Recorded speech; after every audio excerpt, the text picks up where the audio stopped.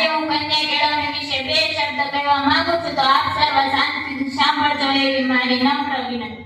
ઘર આખાની રોનક છે દીકરી, ઘર આખાની રોનક છે દીકરી, જીવનમાં ખેલેલ પવન છે દીકરી.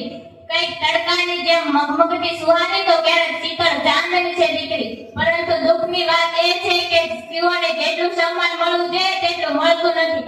આધુનિક યુગમાં મહાકલંક છે કે તે બધી ભયંકર બંદી પહોંચી રહી છે, જેમાં સમાજ જેટલું સન્માન મળવું જોઈએ તેટલું મળતું નથી. આજે આપણો સમાજ અશાંતિના આરે આવી ગયો છે, જેમાં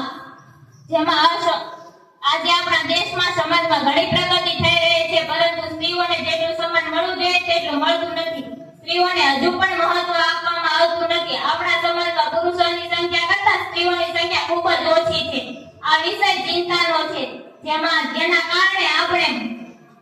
કારણે આપણે આપણા સમાજને આગળ લઈ જવા માટે બેટીઓને વધારે ભણાવી અને વધારે સ્વતંત્રતા આપવી જોઈએ.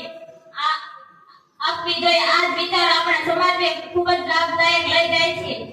આપણા સમાજને દીકરો હોય કે દીકરી તેને ભણતરથી અલગ ના કરવા જોઈએ.